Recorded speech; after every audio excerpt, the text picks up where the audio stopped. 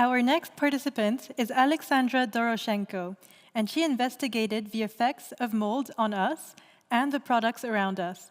Let's have a look at her presentation.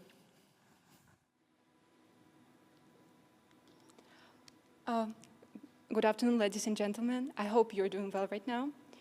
But did you know that right now in this room, mold is growing absolutely everywhere? It grows on the floor that I'm standing on right now. It's also growing on the walls of this room. And it can even grow on the chairs you're sitting now on. And so this is how I came to my research. I was curious, what will be have effect on human, on what mold will have effect, which effect it will have on human if we expose it so much. So, but still, let's find out what is mold at the start. Mold is a type of multicellular fungi of green or gray color that develops on food or objects that have been left for too long in warm, wet air. What is also important, they produce such a thing as mycotoxins. Mycotoxins are very, very dangerous thing that can cause a lot of disease. Of course, our body and our immune system is resistant to some of them, but it still can cause cancer, such thing as CRS illness, which basically weakens our immune system, particularly in some organs. As I said, it can be absolutely everywhere. It's not only in this room, it can grow in water, it can grow on food everywhere. But let's come, why should you care about this project? So basically, by statistics of European Union of 2020, 7 out of 10 houses contain mold. And the number will still grow because of the global warming, because the conditions for this become more and more suitable. What else is important is that 99% of mold can cause us disease. I think it's a huge number, so, well, why not explore it? And 25% of crops throughout the world have problems with mold. Of course, it undergoes a huge cleaning afterwards, but still we cannot get rid from all types of mold because some of them invisible or they're resistant to something, so it still will be left. This is how I came to my main question of this presentation. Mold on which food product causes the human microbiome to degrade the most? For this project, I chose 5 group of products, which we usually use on our daily basis. I'm pretty sure you all use dairy products, fruits, vegetables, meats, and yeast in your daily life. So my key idea was to recreate the microbiome of small intestine using Escherichia coli. First, I will say why small intestine. Because when we eat mold, it of course undergoes mechanical digestion, but enzymes which we produce in our mouth, they cannot really digest mold. And so afterwards it goes to our stomach. And hydrochloric acid only in people with very strong immune system will digest it, but usually people cannot digest it. And then it goes to small intestine. Escherichia coli, because it's one of the most common bacteria in our small intestine, and it's interesting to explore it, and we could do this. So you don't have to read it. I'll explain each step of this, but it's a summary of my research here. But firstly, of course, safety comes first. I had to wear a mask all the time because frequent exposure to mold can cause a lot of disease. And I didn't touch it because, again, it could be left to my hands and I could inhale it afterwards, or I could eat it by mistake. And so I don't think that this step is very important because I was basically trying to naturally growing mold. It's required like oxygen, temperature, lack of sun, artificial source of moisture. It was just few drops of water. I wanted to make this step to make sure that my exploration would start fairly and all samples of food would get mold at the same time. So basically at this stage I grew the mold and there was 5 different types of mold. And I decided to find out which one spread the most, basically. And so I could see the worst case which could happen with us. And we basically grew it, and afterwards,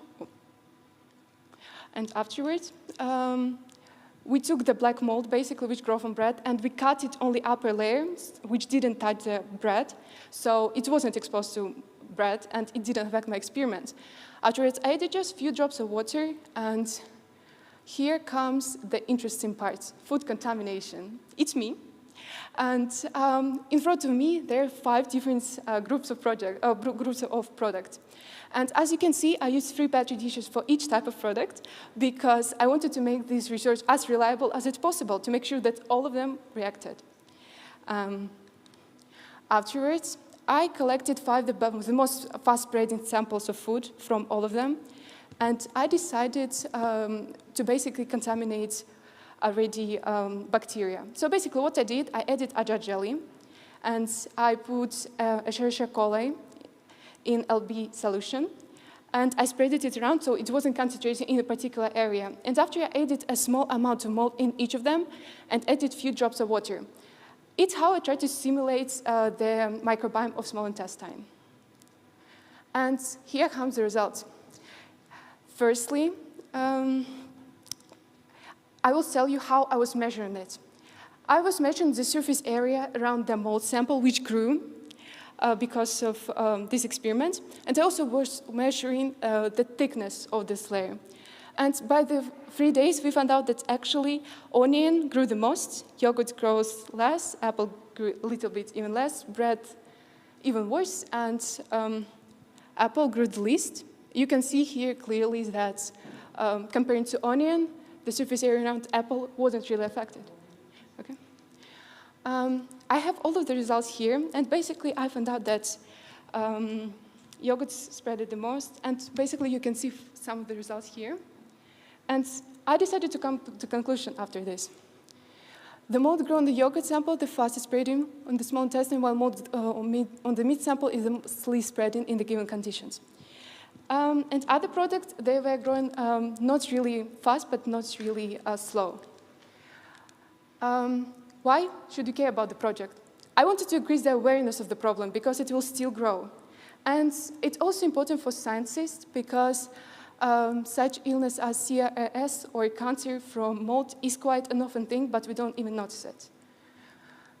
And however, I also had limitation. I couldn't recreate the small intestine in the full scale. I think even modern labs cannot do this fully. Thank you for listening. Thank you for your time. I'm ready to answer all of your questions.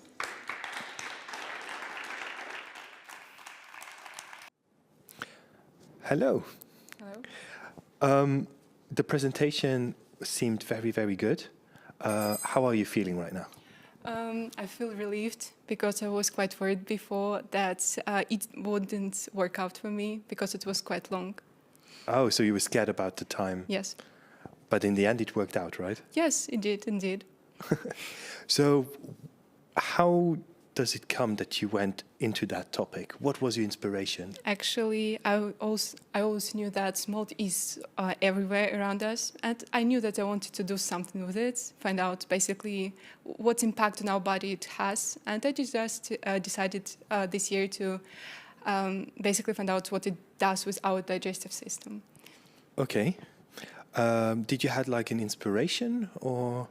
I wouldn't say so. It was my motivation. It's your own motivation Yeah. to go. Perfect. Do you plan on going a little bit further in the future?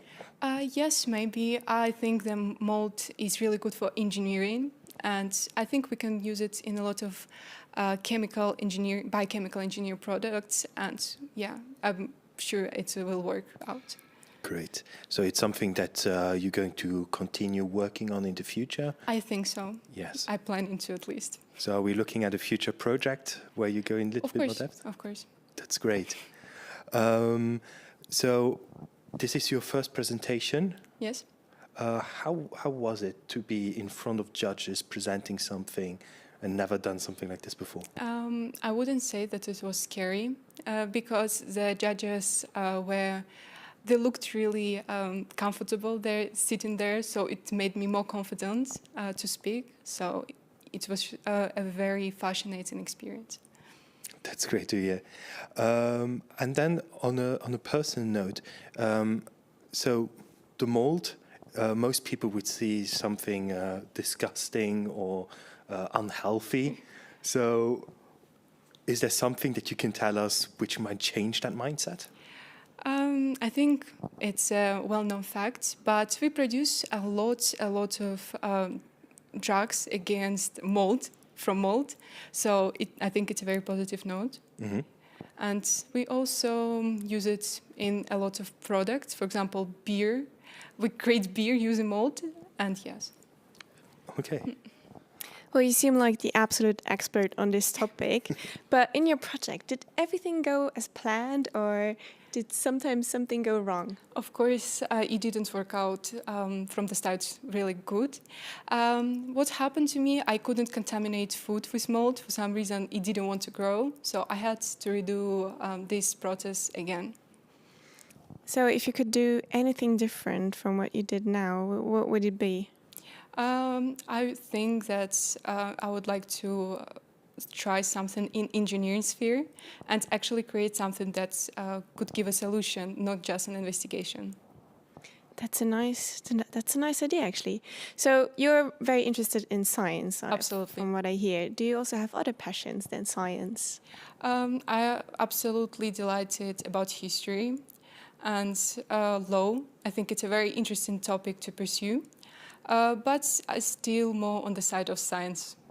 So, because on history and law, you can also do research, right? Is Of that course. something that's interesting to you? No, I just like to learn about human rights and about history, politics, what basically people were doing, and basically it helps to gain experience in the future and encourage other people.